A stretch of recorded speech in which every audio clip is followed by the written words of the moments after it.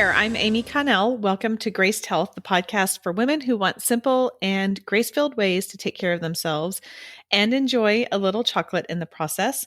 I'm a certified personal trainer and nutrition coach who wants you to know your eating, movement, and body don't have to be perfect. You just need to be able to do what you're called to do.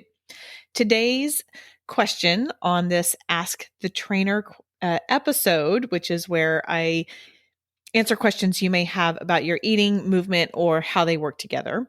The question is, how can I warm up without a mat? Or how can I warm up on this, doing sprints on the track? We are in a series, an Ask the Trainer series, of just talking a little bit about the track. We've talked some about track etiquette, why I want you exercising or trying a track workout. And today we are talking about warming up at the track. Everybody has different ways that they like to warm up their body. So what I'm going to share with you today is just one idea, but what I'm going with is the vision that you show up at the track maybe after work or first thing in the morning. As I'm recording this, it's like 1,000,000 degrees outside. So I'm acutely aware of trying to get out there first thing in the morning, and your body may not be awake or it may have been pretty sedentary.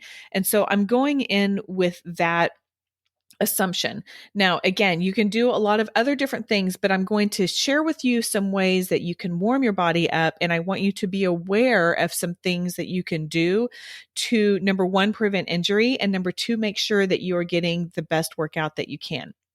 The first thing I would encourage you to do is to walk around one loop, maybe two, depending on what your fitness level is, at a moderate pace. So we're just trying to get the blood flowing. We're trying to get everything moving and either waking up our body or re-waking it up after a day of work, and just walk around a loop. Remember, one loop around the track is typically 400 meters. So you're going either, and that's a quarter mile. So you're either going a quarter mile or half mile of just kind of getting everything going.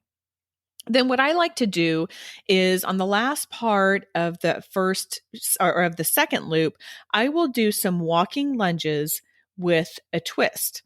The reason I add the twist is it's important to move our connective tissue in a lot of different ways.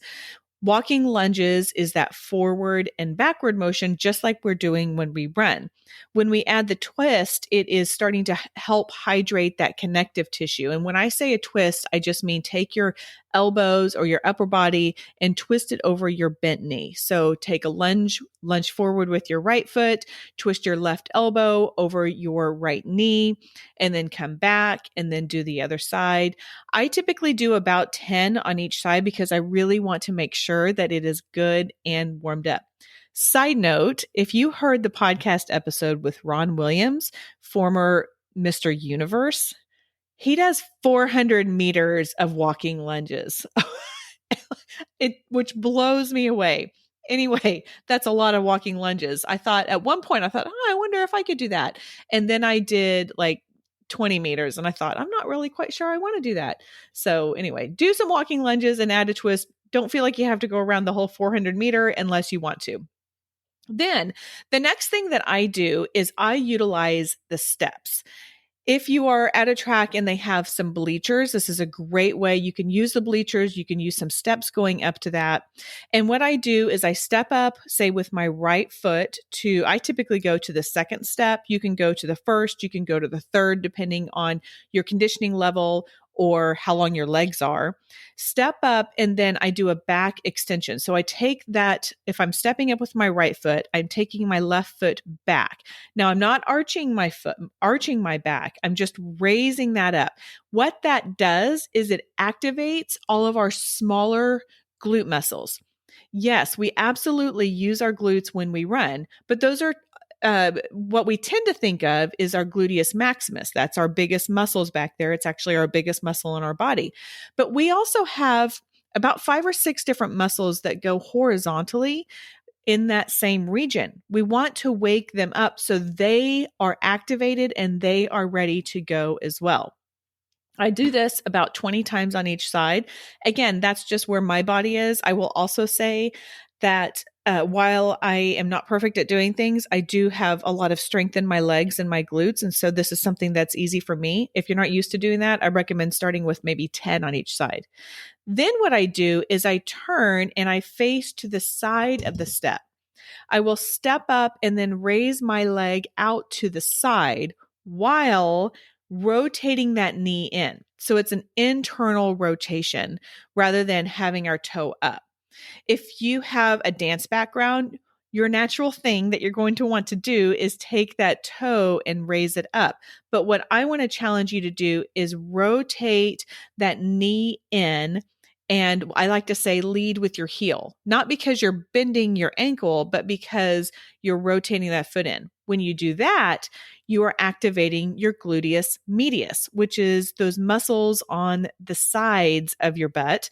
Also, some people think of that more as their hip region. That's a really critical component to number one, having as much power as possible. But number two, and in my opinion, more importantly, it's to keep you safe because that will help activate those muscles.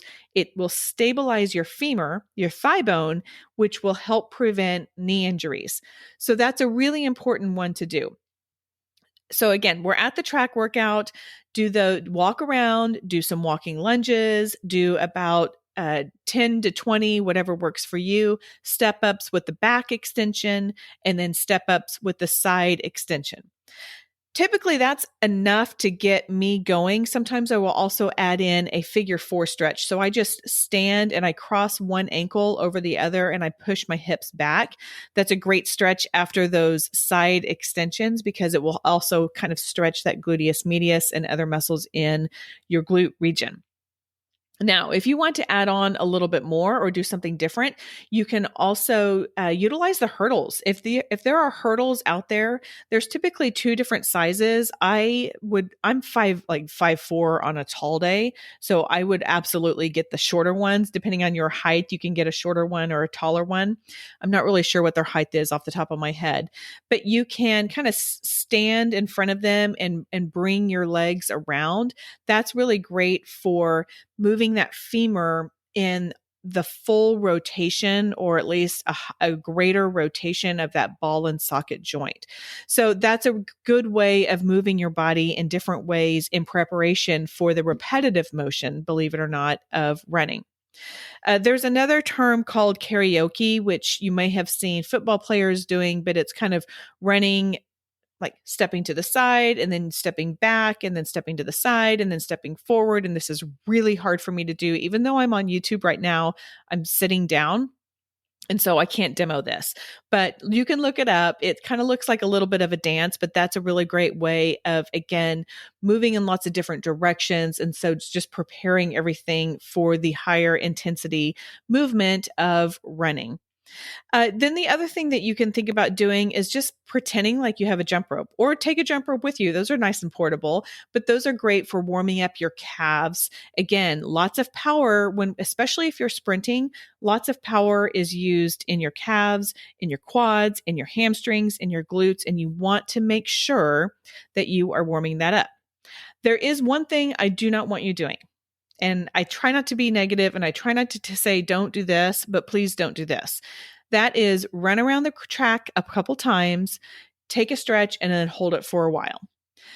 That is called static stretching. That's a fantastic thing to do when you're done working out. But what static stretching does is you hold that stretch long enough to relax the muscle and until your body knows that it's safe. It's something that it's called the Golgi tendon organ. It releases once it's like, okay, we're in the safe zone and now we're going to release and now the muscle can release. And that's where you get some flexibility. Flexibility is great, but not right before you run or not right before you do some serious intensity workouts or intense workouts. So don't hold a stretch for a long time before you do a track workout. Hold your stretch for a long time after you do. That's called static stretching.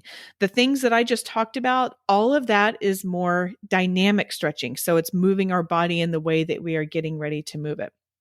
So, anyway, I know that that's probably controversial. If you want backup, Pete McCall has been on the show a couple times before, and he has talked about the same thing. We just want to really hold that static stretching until after we work out. That's a really great way to cool down as well. Okay, that is all for today. Come back next week, and I am going to share with you some of my favorite track workouts. Go out there and have a great day.